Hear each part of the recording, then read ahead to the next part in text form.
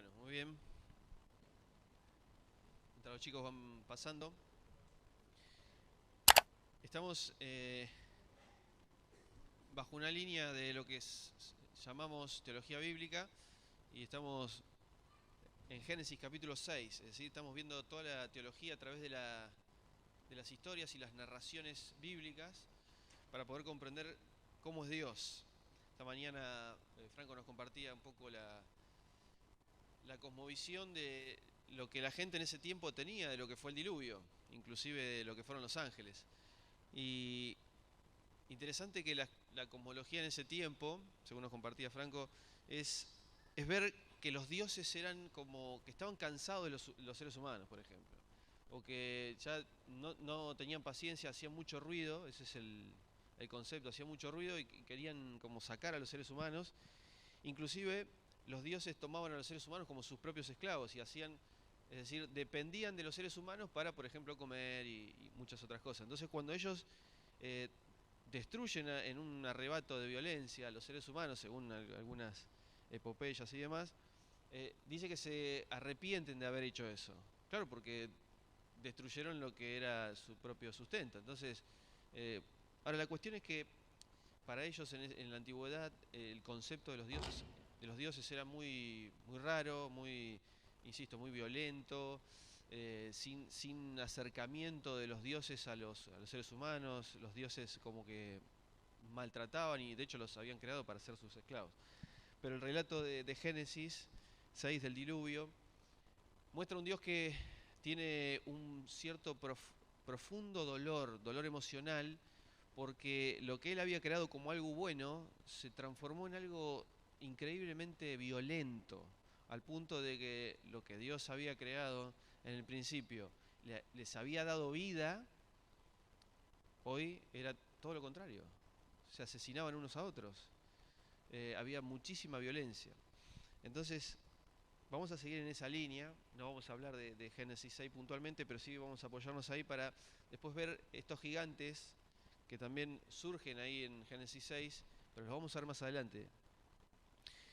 Y en Génesis 6 habíamos visto que hay bueno, ahí en el PowerPoint van a ver algunas placas que explican un poquito esto de lo que significaba para el escritor bíblico describir a estos gigantes. Por ejemplo, nosotros vemos en Génesis 6, dice que al unirse los hijos de Dios con las hijas de los seres humanos y tener hijos con ellas, nacieron gigantes. O sea, la palabra es nefilim, se traduce, algunos traducen directamente la palabra, ¿no? Nefilim. Son gigantes, que fueron los famosos héroes, los poderosos de ese momento, de antaño, ¿no? A partir de entonces hubo gigantes en la tierra. Entonces es como si Moisés, que está escribiendo Génesis, lo está escribiendo mucho más adelante, ¿no? Me está contando en una reversión de la historia, me está diciendo, bueno, y ahora vamos a ver, vieron que en la tierra prometida hay gigantes. Bueno, ¿y dónde surgen estos gigantes? En este lugar, ¿no? Y son los que, de hecho, generaron mucho más violencia de lo que había. Y esto es algo lógico en la narrativa porque recuerdan cómo empezó todo. Una vez que el hombre se aleja de Dios, empiezan la competencia, empiezan las rivalidades. Eso es lo que le dice Dios a Eva y a Adán, ¿no? Le dice, ahora tu deseo será para tu marido, pero él se enseñará de ti, y va a haber una guerra. De hecho, se expresa la guerra en sus hijos. Caín asesina a Abel. Y la descendencia de Caín es extremadamente más violenta que Caín, porque Lamec dice, si Caín será vengado 7 veces, yo voy a ser vengado 70 veces 7. Entonces empieza un hilo conductor de violencia cada vez más fuerte. Y es lógico que estos varones de renombre, estos personajes importantes, sean personas que sepan pelear, que sepan guerrear, que sepan usar la espada. ¿Por qué? Y si ahora se generó toda una cuestión de violencia unos con otros, obviamente los que más van a estar a salvo son aquellos que pueden pelear, que son más grandes, que tienen capacidades. Y eso es lo que está de alguna manera expresando la idea del diluvio, ¿no? Cómo se generaron estos poderosos, estas personas que eran realmente fuertes, difíciles de pelear. Y dice, ¿por qué dice que estos poderosos son famosos héroes de renombre? Estos guerreros fueron los fundadores de los antiguos reinos, pero para los autores bíblicos no era algo positivo. No es que saber pelear era algo positivo. No es que saber manejar la espada era algo bueno para Dios, al contrario, como se creía en el antiguo cercano oriente. Más bien fueron el resultado de una rebelión espiritual y estaban destinados a caer, porque de ahí viene la palabra nefileos, de nefal, de caer. Estos poderosos, entre comillas, de la antigüedad, usaron la conquista violenta para elevar su nombre y por eso estaban enfrentados a Dios de manera negativa. Y este primer varón valiente enfrentado a Dios fue Nimrod, esto lo veíamos esta mañana, ¿no? Nimrod, que fue el creador de Babilonia, la gran nación enemiga del pueblo judío, es creado por este supuesto valiente y poderoso. La placa que sigue. Ahora,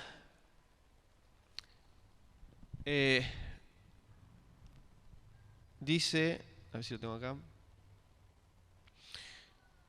Estos guerreros, este retrato de un guerrero violento, poderoso, es la palabra Gibor, que logra renombre a través de la conquista violenta, nos prepara para la imagen de un personaje llamado Nimrod, como veíamos recién, ¿no? Que ellos, ¿recuerdan por qué construyeron la Torre de Babel? ¿Qué estaban buscando? Un nombre, ¿verdad? Entonces, el fundador de Babel, el gran enemigo de Dios, que tiene el deseo de hacerse un nombre, en Génesis 11, se contrapone al deseo de Dios de darle a Abraham un nombre, en Génesis 12. O sea, posterior a esto, Dios le dice que va a dar un nombre que va a ser bendición a todas las naciones. Entonces, ¿cuál es la intención del autor de contar esta historia tan particular de estos supuestos personajes que son una cruza entre hijos de Dios o ángeles caídos y mujeres? Todos estos poderosos gigantes, muchos de ellos reyes, que extendieron la muerte y el terror, esto es lo que veíamos, ¿no? Por todo el mundo antiguo tuvieron su origen en una rebelión espiritual según Génesis 6. El concepto de guerreros humanos divinos era una idea común en la cultura del antiguo cercano oriente. Muchos imperios antiguos, especialmente Egipto, Asiria y Babilonia, afirmaron que sus imperios fueron fundados por guerreros gigantes que eran mitad humanos y mitad dioses. Era una tradición en el mundo antiguo, de hecho vive en algunos de los grandes clásicos de la literatura griega como la Odisea y la Ilíada, ¿no?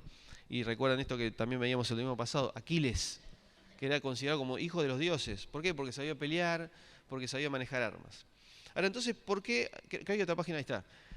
Los cristianos, incluidos muchos pastores y eruditos, tienden a pasar por alto las referencias a los gigantes en la Biblia.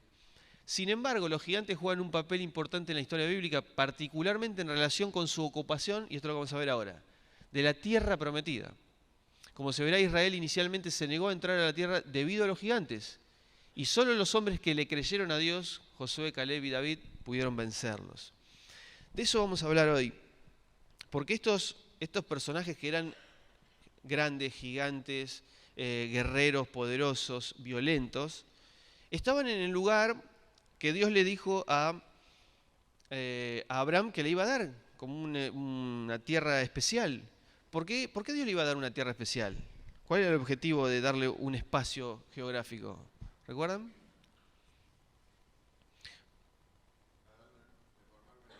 Para formar una nación. ¿Pero qué más? ¿Solo una nación?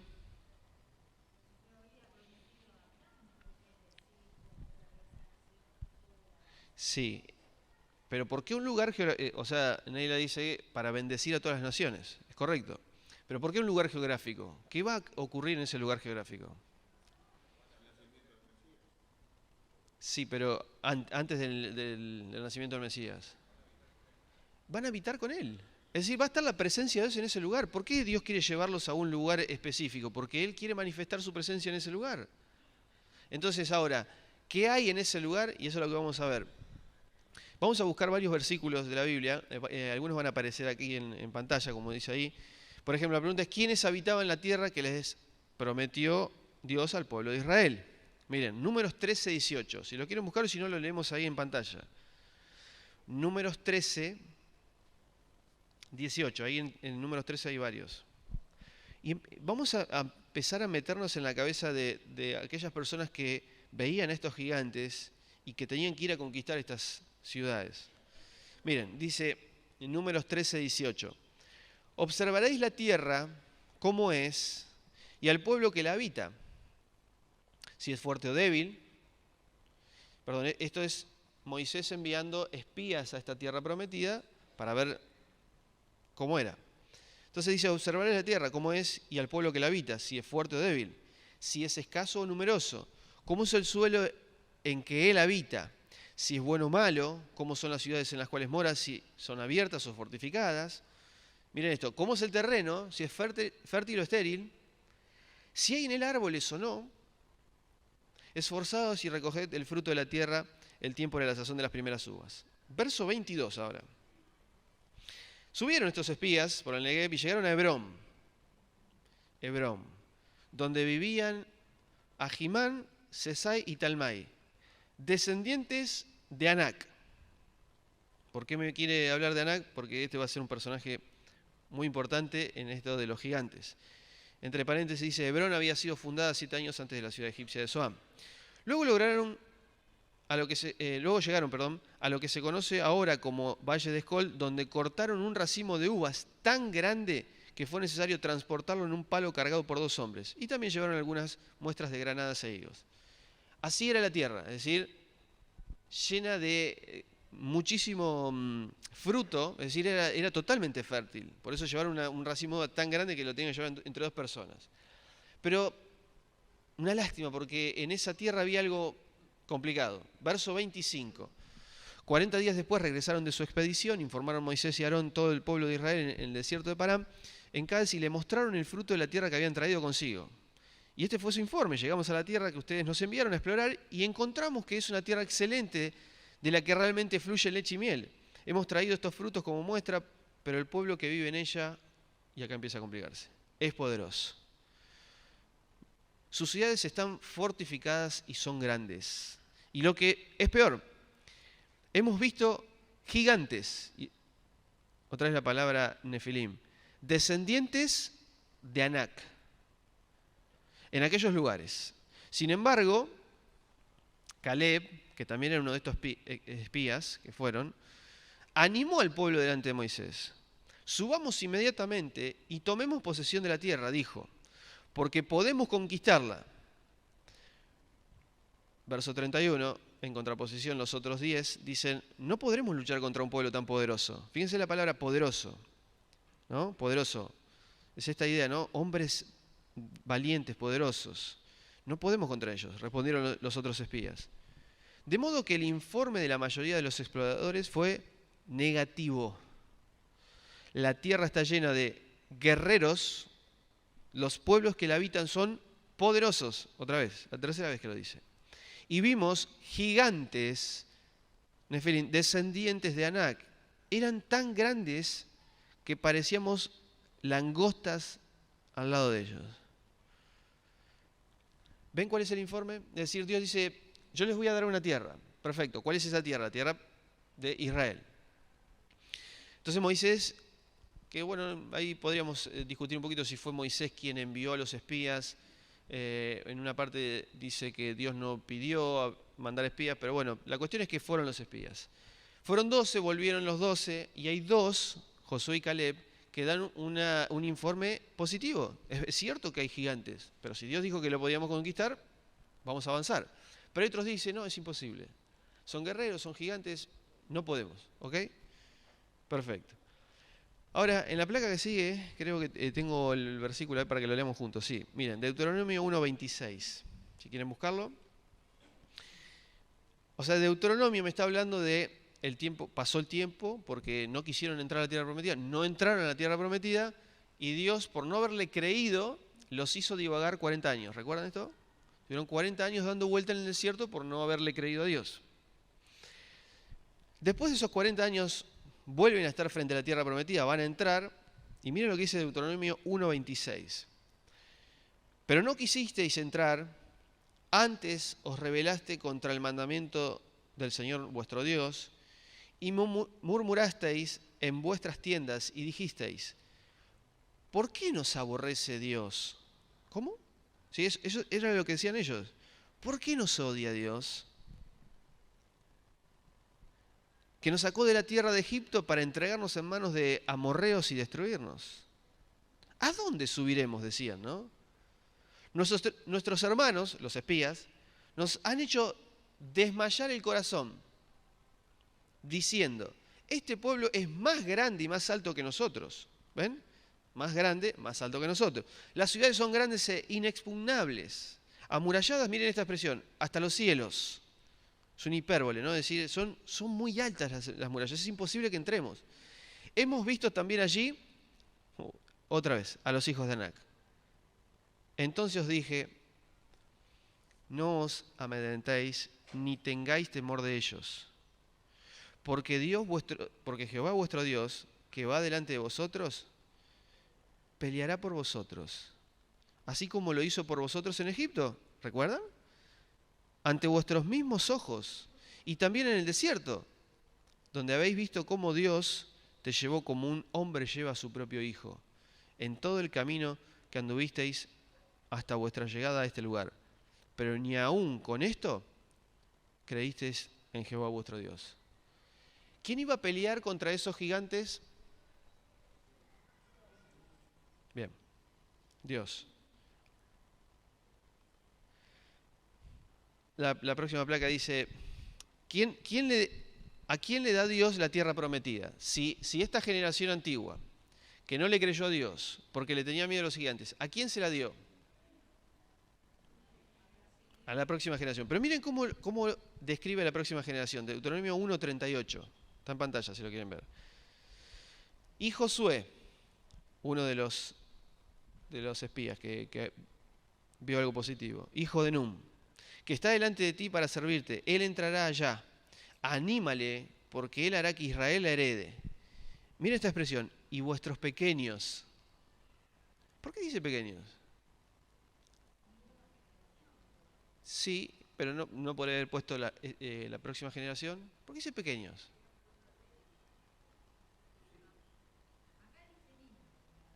Acá dice niños, bien, en algunas versiones dice niños, pero la traducción es pequeños. ¿Por qué? ¿Ven cómo el escritor quiere poner pequeños? ¿Con qué lo está comparando? Con los poderosos. Va a quedar en claro que esta tierra es para los pequeños. Y miren esta otra frase. De quienes dijisteis que iban a ser una presa. O sea, la generación más vieja que no le creyó a Dios, dicen, che, nuestros hijos, nuestros pequeños van a ser una presa. Pero ahora Dios le va a dar la tierra a esos pequeños, que no fueron una presa. Dice, y vuestros hijitos, que hoy no conocen ni bien ni mal. ¿Por qué esta expresión? ¿Qué significa esta expresión? No conocen ni bien ni mal. Sí, bueno, no conocen al Señor, pero hay algo un poquito más. Era una edad donde dependían de los padres. Es decir, yo no puedo discernir lo que está bien y lo que está mal, necesito depender de mis padres.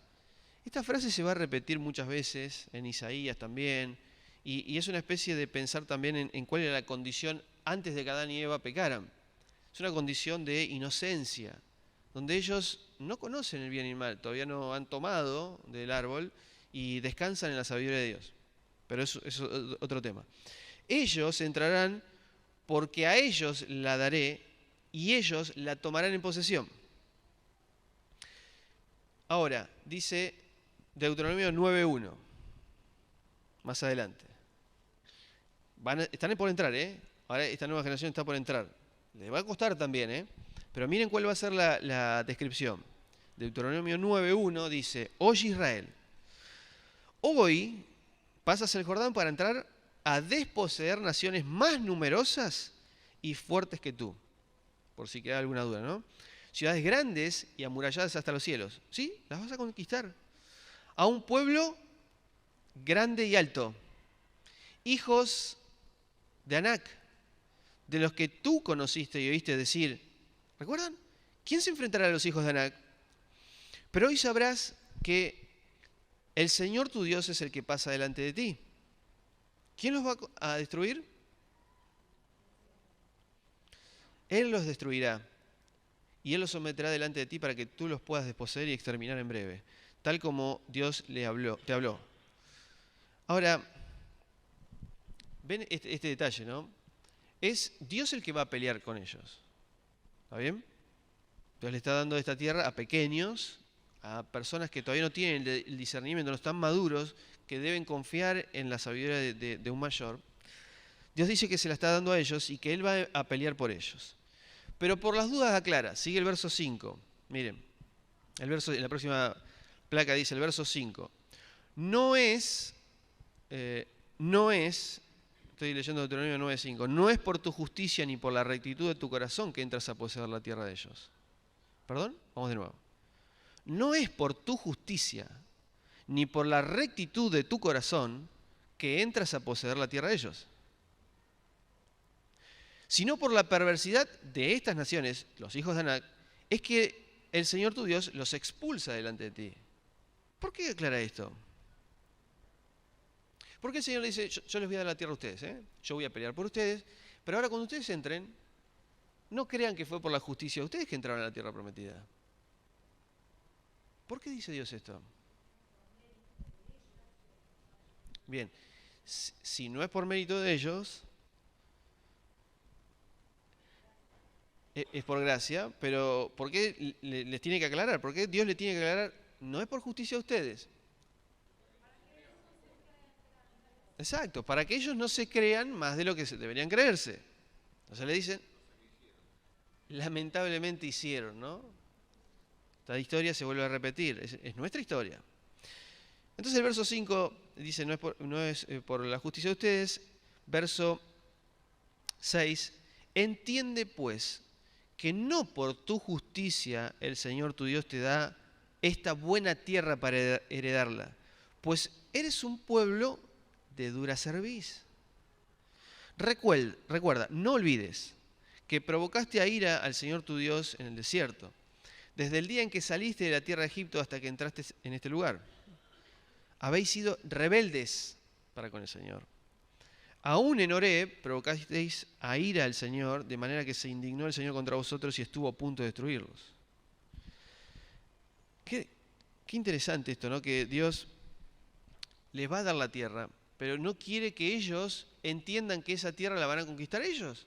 Porque ¿quién iba a pelear por ellos? Bien. Ahora, miren. ¿Recuerdan cuáles fueron los dos personajes que entraron a la tierra prometida? Que estuvieron en los dos espías que estuvieron en el primer informe. ¿Recuerdan quiénes fueron? Josué y Caleb. Miren cómo Caleb, que le va a tocar una parte de la tierra, ¿cuál va a elegir? Josué 14:8. Es un detalle solamente de color esto para la historia. Josué 14:8 dice, pero mis hermanos, los que habían subido conmigo, está diciendo Caleb, ¿no? Y Josué, que los que vinieron, los 10 que estuvieron ahí mirando cómo era la tierra, hicieron desfallecer el corazón del pueblo. ¿Recuerdan esto? Desfallecer el corazón del pueblo. Aunque yo seguí cumplidamente al Señor mi Dios. En aquel día Moisés juró diciendo, ciertamente la tierra que ha pisado tu pie será una herencia para ti y tus hijos para siempre, por cuanto seguiste cumplidamente al Señor mi Dios. Es decir, ¿qué es lo que hizo Josué y Caleb para obtener la tierra?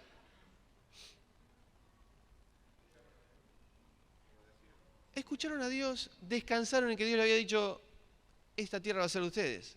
Eso fue lo bueno, lo que cumplió Josué y Caleb. Ahora dice, miren, ahora bien, verso 10 de Josué 14, me ha hecho vivir como él dijo estos 45 años desde que Dios habló a esta palabra a Moisés cuando Israel andaba por el desierto. Y ahora aquí ya tengo 85 años. Todavía estoy tan fuerte como el día en que Moisés me envió. O sea, 85 años y tenía la misma fortaleza que hace 40. ¿Cuál era entonces mi fuerza? Tal es mi fuerza. Ahora para la guerra, tanto para salir como para entrar. Ahora miren, ahora pues, dame esta región montañosa. ¿Cuál? De la cual habló Dios aquel día. Porque tú mismo viste aquel día que los anaseos estaban allí, así como ciudades grandes y fuertes. Quizá el Señor esté conmigo y yo pueda expulsarlos, tal como el Señor habló. Entonces Josué bendijo y dio Hebrón por heredad a Caleb. O sea, Caleb no solo que le crea a Dios, sino que dice, dame donde están los hijos de Anac. Dame donde están estos fuertes, esos gigantes. Dame ese lugar. Porque yo sé que si el Señor está conmigo, los voy a sacar. Josué 15:13, un poquito más adelante dice, pero a Caleb, hijo de Jefone, le dio su porción entre los hijos de Judá, conforme al dicho del Señor a Josué, la ciudad de Arba, padre de Anac, la cual es Hebrón, y Caleb, como Dios lo había dicho, expulsó de allí a 3 hijos de Anac, a Sesai, a Imán y Talmai, descendientes de Anac. ¿Entienden? ¿Entienden lo que está pasando? O sea, Josué y Caleb, ellos están convencidos de que Dios les dijo, esta es la tierra de ustedes, pero está llena de gigantes. No es mi problema, es el problema de Dios. Y Dios termina expulsando.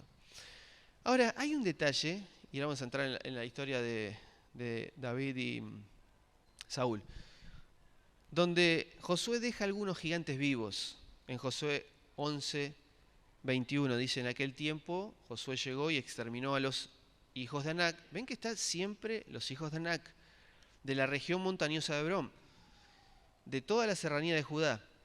Verso 22, ninguno de los hijos de Anac quedó en la tierra de los hijos de Israel, solo quedaron algunos, no los terminaron de sacar, solo quedaron algunos en Gaza, en Gat y en Asdod.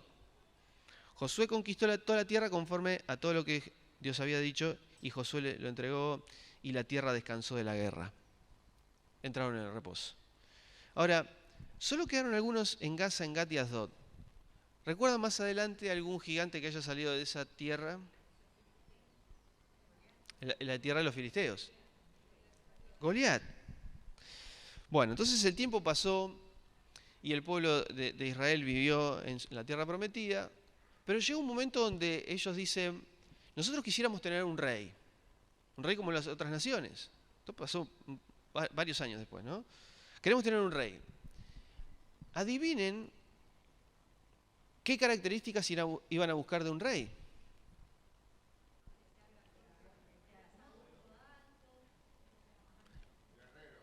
Que sea guerrero, que sea alto. ¿Por qué? Era poderoso. Queremos uno como el resto de las naciones. Entonces necesitamos uno alto. ¿Pero por qué ellos buscarían a alguien alto? Alguien poderoso, alguien que pelee. Una cuestión lógica.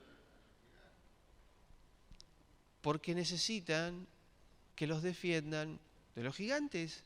Y para pelear contra los gigantes necesitamos gente grande, gente alta, gente que sepa pelear.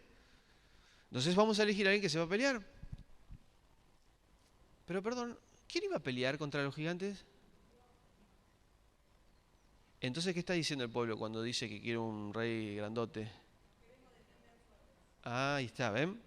Nos queremos defender solo. Miren, esto está en 1 Samuel, vamos al libro de 1 Samuel, está también en la pantalla, 8:5. Y acá está la ironía del Señor, porque el Señor les va a decir, ¿ustedes quieren un rey? Bien, les voy a dar un rey, pero les voy a adelantar cómo se va a comportar ese rey con ustedes. Miren, 1 Samuel 8:5 dice, y le dijeron, el pueblo, ¿no? A Samuel, que era el profeta, todavía no había reyes.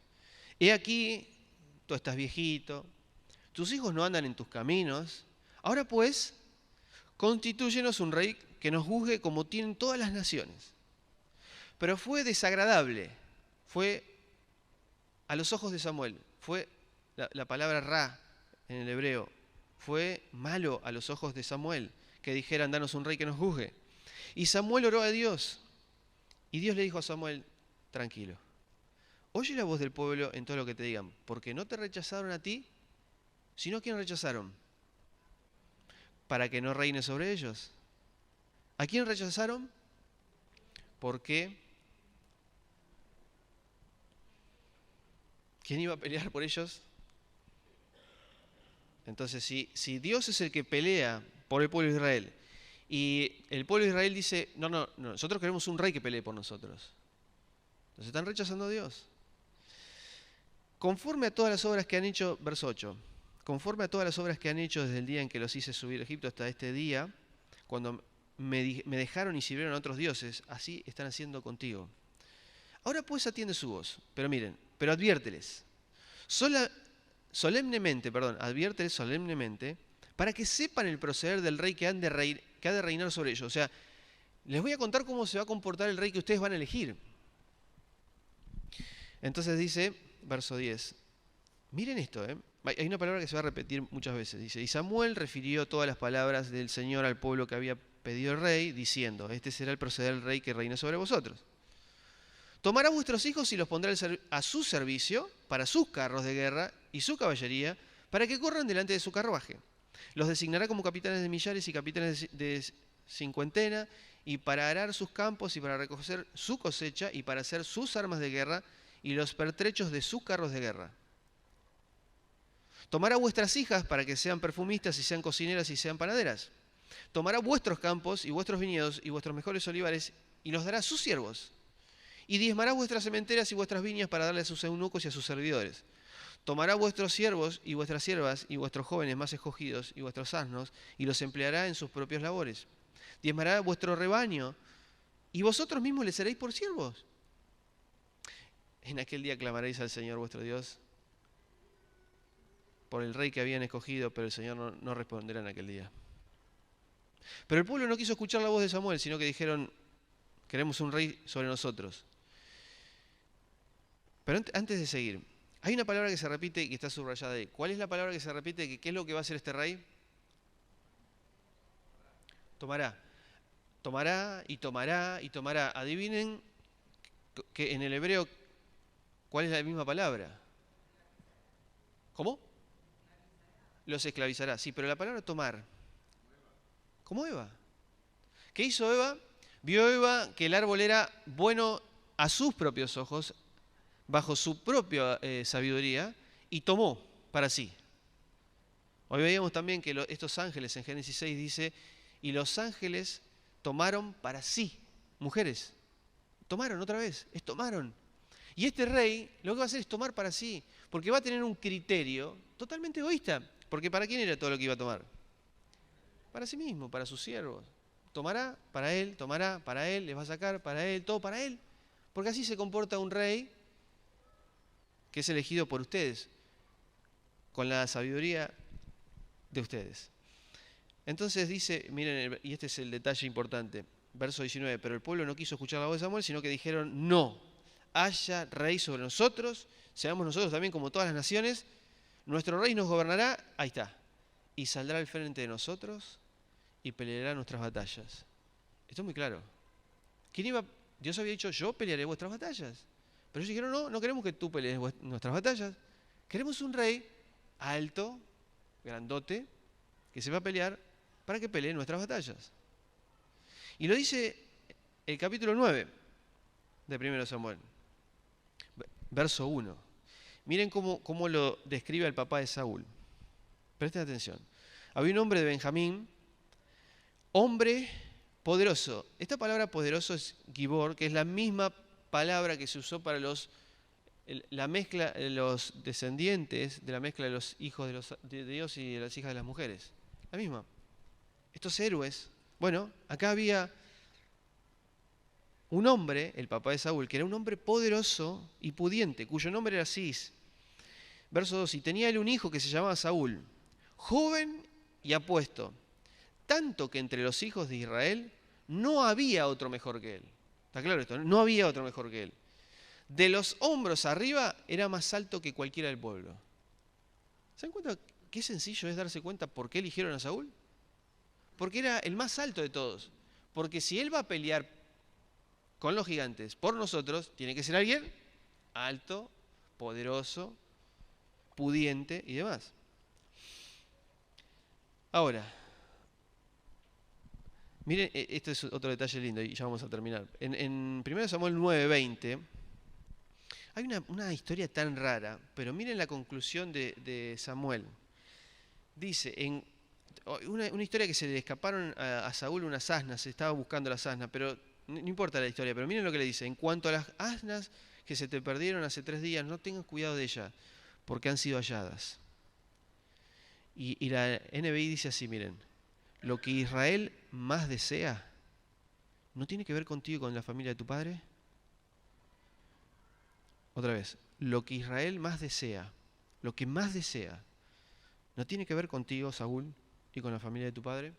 Adivinen cuál es la palabra que usa para desea. Lo que Israel más desea, codicia. Y Eva vio que el árbol era codiciable ante sus ojos. La misma palabra. Entonces es como si el escritor me está queriendo vincular estos actos, donde hay personas que están viendo con sus propios ojos, están siendo sabios en su propia opinión, están eligiendo de acuerdo a sus propios criterios, que es lo codiciable. Es un rey alto que sepa pelear. En contraposición, 1 Samuel 16. ¿Cómo elige Dios a David? Yo creo que es demasiado explícito como se está vinculando. Y lo vamos a ver. Miren, 1 Samuel 16:6 dice: sucedió que cuando ellos llegaron, o sea, Samuel, para ungir al hijo de Isaí, vio a Eliab. Miren Samuel, la reacción de Samuel. Y dijo: ciertamente su ungido está delante del Señor. ¿Qué vio Samuel en el hijo de Isaí? Adivinen.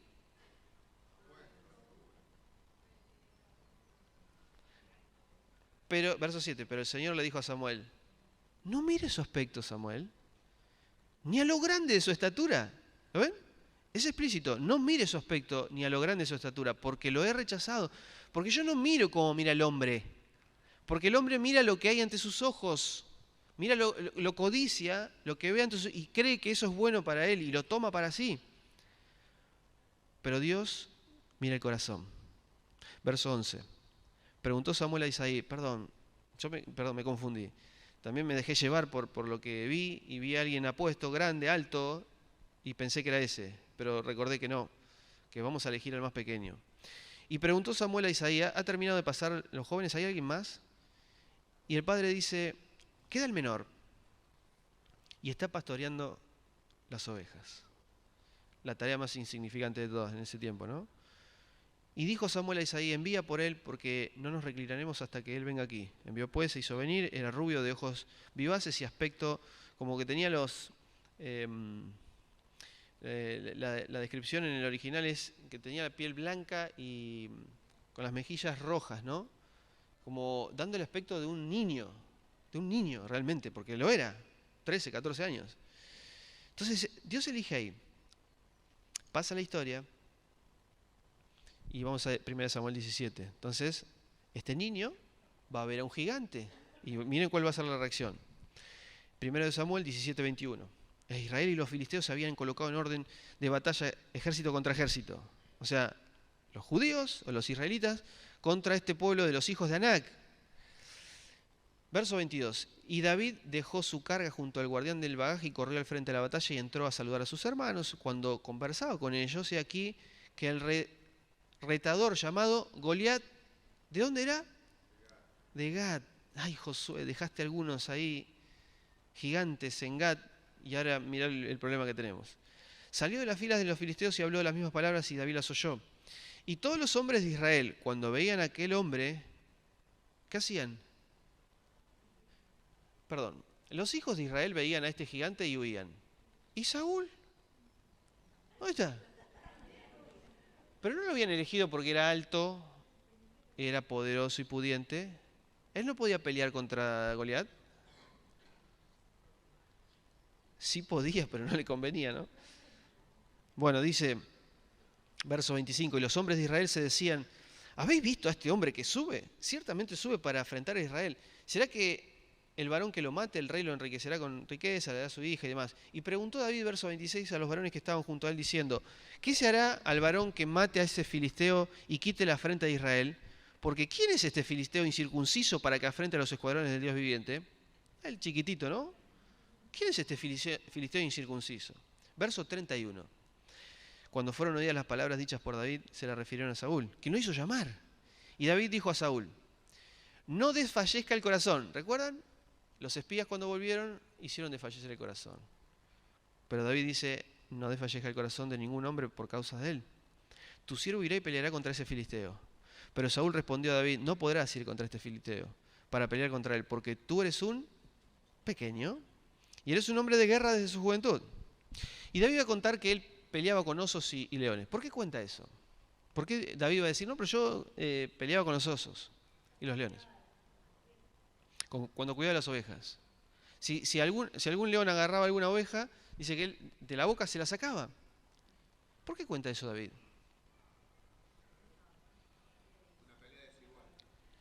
Bien, una pelea desigual.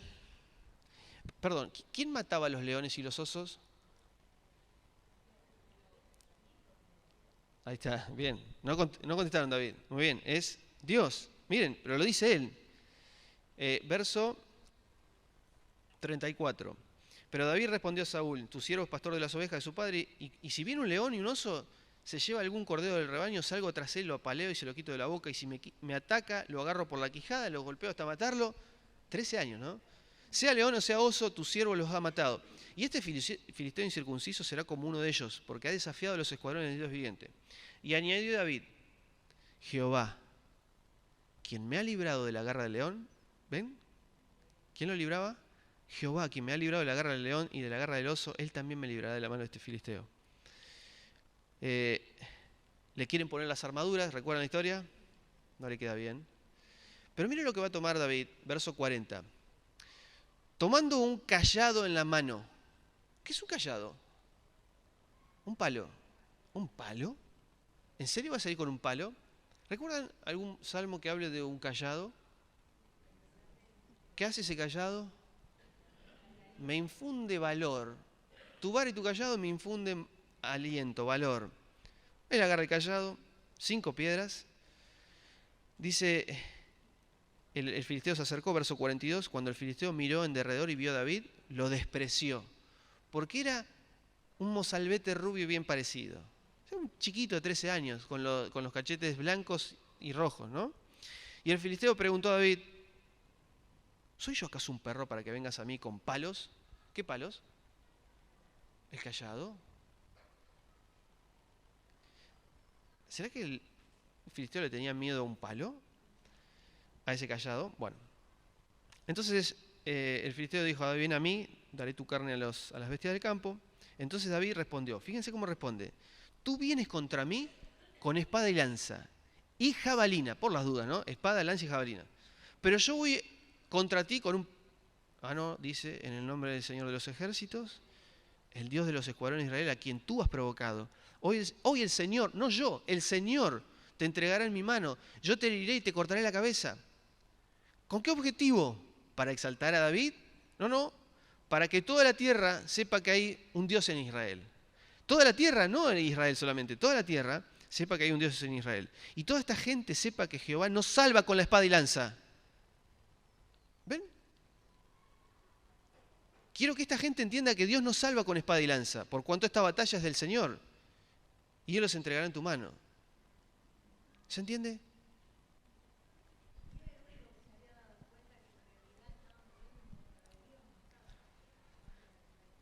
Exacto. Marta dice que era el único que se estaba dando cuenta de que el pueblo de Israel estaba peleando en contra de Dios mismo. Están en contra de Dios. No descansan en que la batalla es del Señor. Por eso Dios a propósito elige a un mozalbete rubio de 13 años, un pequeño, alguien que todavía no sabe discernir entre lo bueno y lo malo, que va a ir con un palo y 5 piedras, un cayado. Ese cayado le infunde aliento cuando paso por valles de sombra y de muerte. No temeré mal alguno, porque tú estás conmigo. Tu vara y tu cayado me infundirán aliento. Cuando yo tenga que enfrentar a estos gigantes, no voy a ser yo el que los elimine, vas a ser vos. Hay otro salmo que dice, no es con ejército ni con espada, sino que con tu Santo Espíritu. Entonces, para terminar, sí, José Luis. Sí.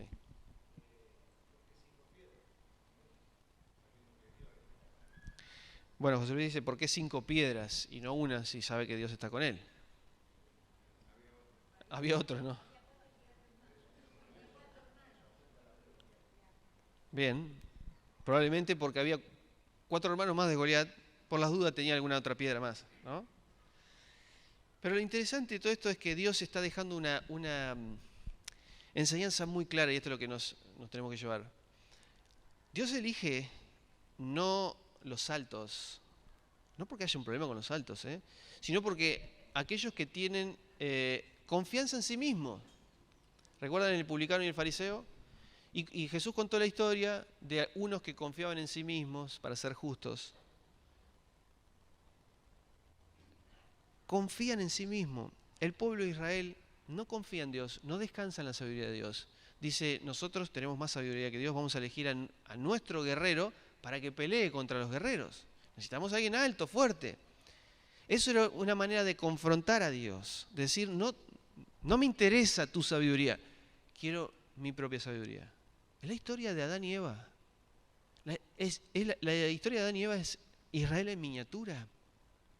Rechazando la sabiduría de Dios, creyendo que ellos podían, por sus propios medios, ser sabios en su propia opinión.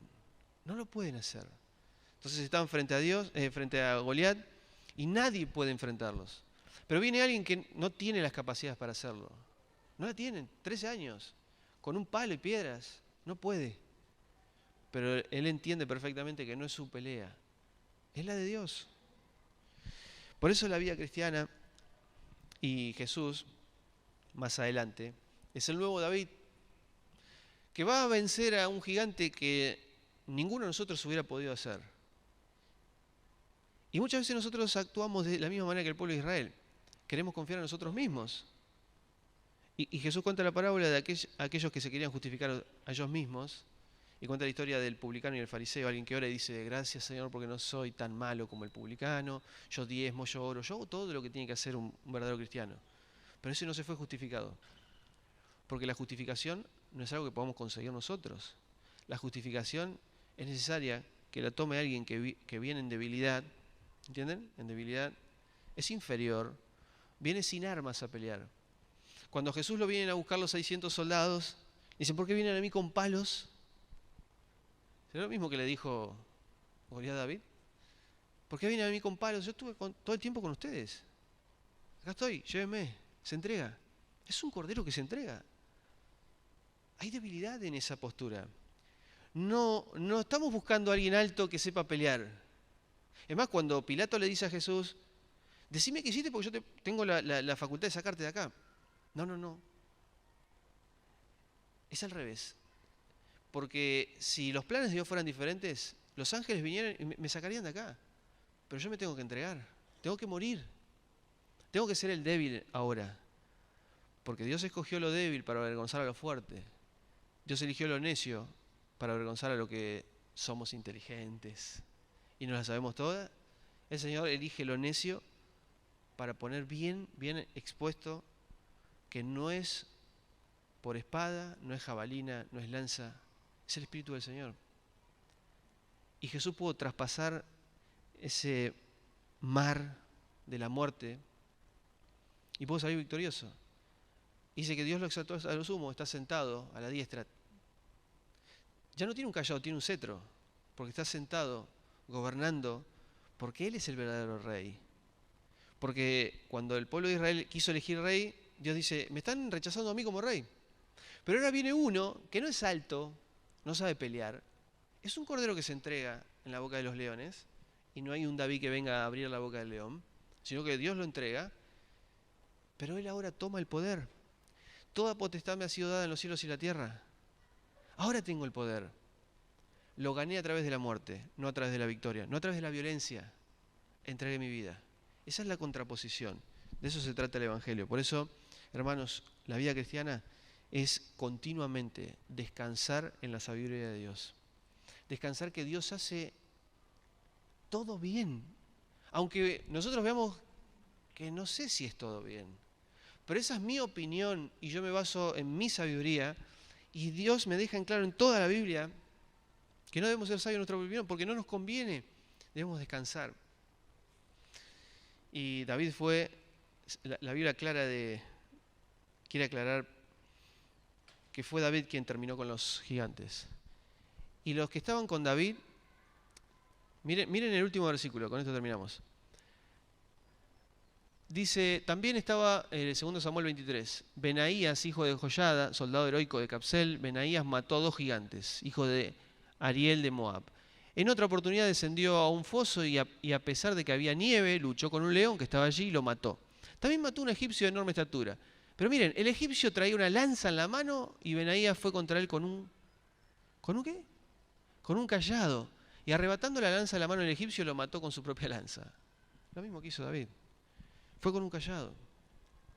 De eso se trata la vida cristiana.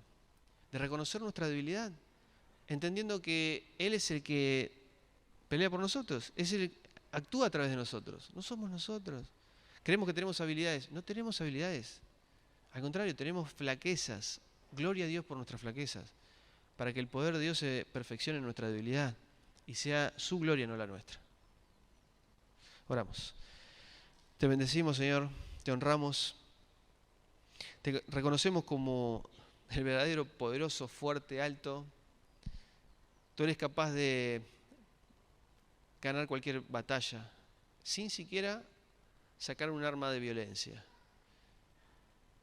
Eso hizo Jesús en la cruz cuando se entregó como un cordero para poder vencer a la muerte, para poder vencer a que tenía el imperio de la muerte. Y Señor, hoy nosotros somos estas personas que nos hemos identificado con este reino, un reino que está lleno de débiles, lleno de personas que reconocen su flaqueza, que reconocen que no pueden hacer nada sin tu intervención. Señor, queremos declararnos incompetentes para que tu poder se perfeccione en nuestra debilidad. Mostranos tu sabiduría, Señor. Muchas veces creemos que tomamos buenas decisiones, tenemos buenos planes, creemos que nosotros somos los que vamos a cambiar la vida de otros, de nuestra familia, de nuestra pareja, de nuestros hijos. Sí, somos nosotros. Nosotros con nuestra sabiduría vamos a transformar a las personas. Pero una y otra vez decimos, no es con nuestra sabiduría. No peleamos nosotros, peleas vos. Pero si no peleas vos, no hay victoria. Por eso debemos humillarnos, entregarnos y rendirnos. Estamos acá, Señor, exaltando tu evangelio, que muestra un Dios increíblemente poderoso de verdad, y nosotros que muchas veces nos creemos poderosos, pero no somos más que simples hombres débiles que necesitamos descansar en tu gracia. Te bendecimos en esta mañana en el nombre de Jesús. Amén. Dios les bendiga.